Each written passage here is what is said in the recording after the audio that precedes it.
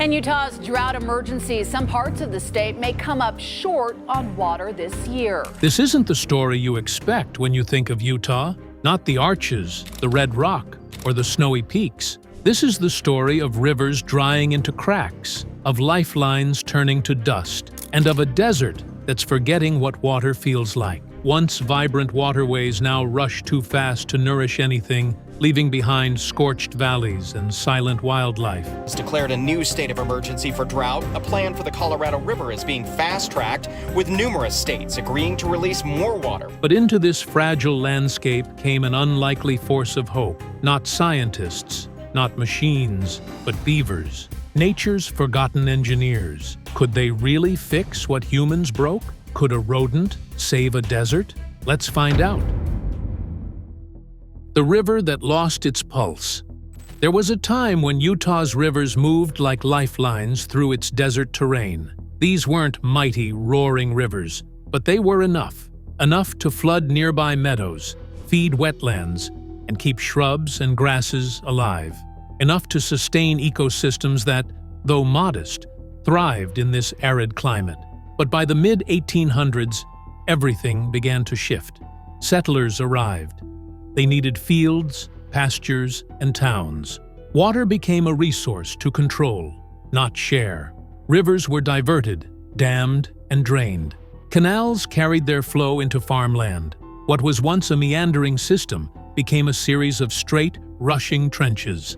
And then came climate change. Over the last few decades, things only got worse. According to data from the University of Utah, between 1979 and 2023, the snowpack in the eastern mountains, Utah's natural water reservoir, shrank by 16%.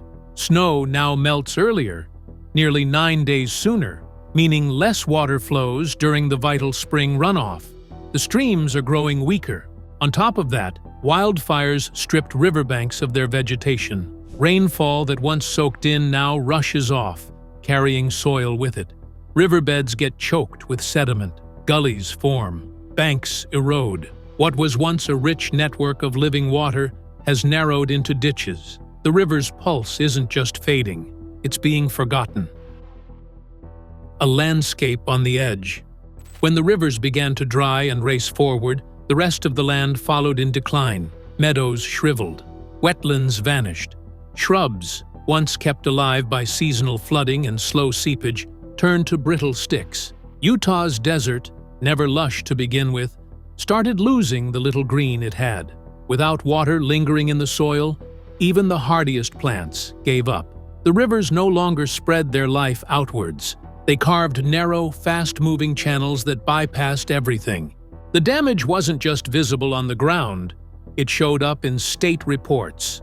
Under the U.S. Clean Water Act, waterways that can no longer support their intended ecological functions are labeled impaired. And in Utah, the numbers are alarming. By 2022, out of roughly 41,000 miles of assessed rivers and streams, nearly 11,800 miles were officially classified as impaired.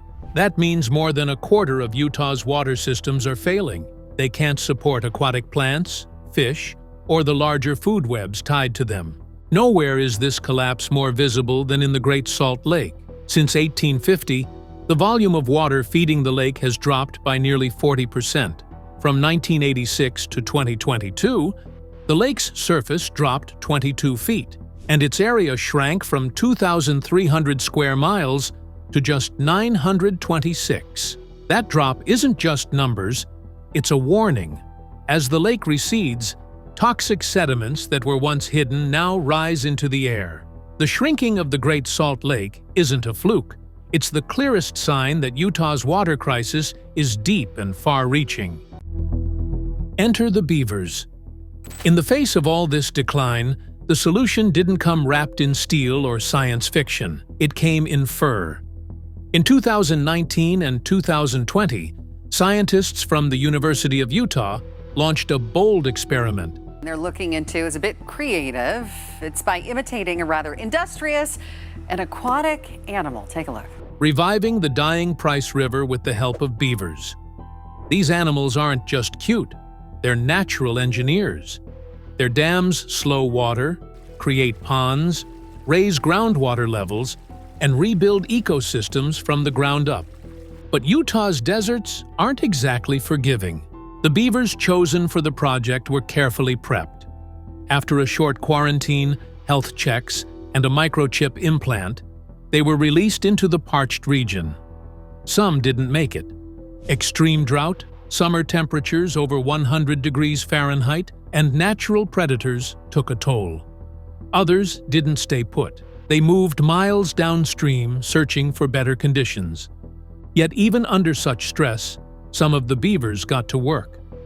Using sticks, mud, and even small stones, they started building.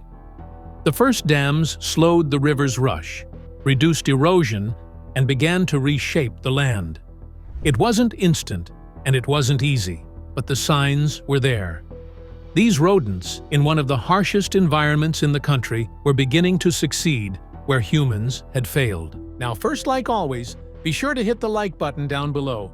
It helps us out tremendously with the reach of this video. Thank you. How beavers rebuild a broken river.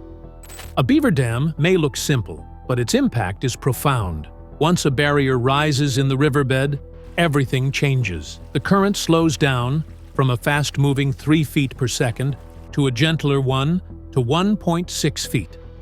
That drop in speed means the water stops stripping away soil and stones. Erosion begins to ease. The river doesn't just move forward anymore, it spreads out. Water seeps into the ground, softening and saturating the nearby soil. Ponds form behind the dams, collecting sediment and leveling out the riverbed once again. These changes matter. In a place like Utah, where water is life, every inch of damp earth is a chance for nature to return. Plants begin to sprout. Insects follow. Frogs, lizards, and birds arrive soon after, drawn by the food and shelter.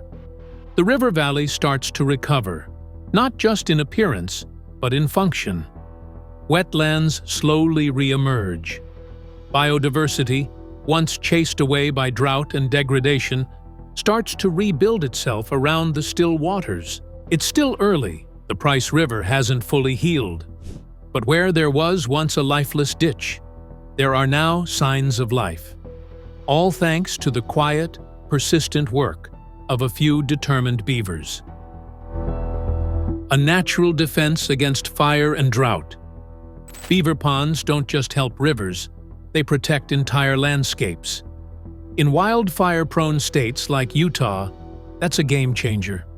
When a fire sweeps through dry land, it devours everything. But areas shaped by beavers tend to stay greener, even during the worst blazes. A 2020 study showed that vegetation in beaver-modified zones declined far less during fires compared to nearby untouched areas. The difference was dramatic. In places without beavers, vegetation density dropped nearly 3 times more. Why? Because beaver ponds store water.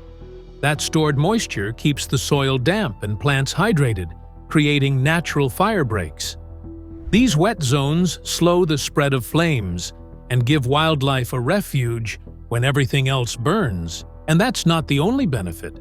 Those same ponds act like sponges. Water doesn't just pool on the surface, it seeps underground, raising the local water table.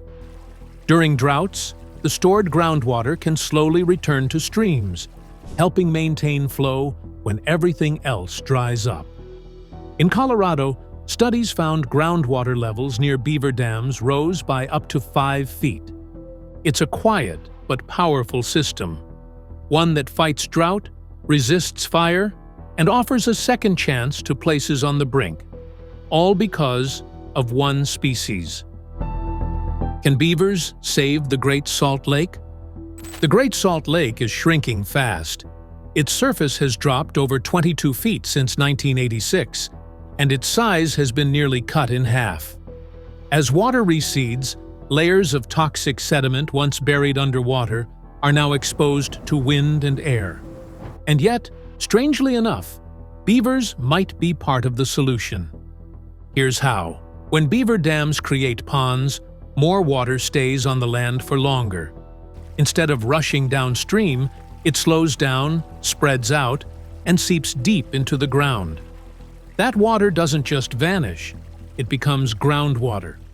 Over time, that groundwater trickles back into streams, feeding them even in dry months.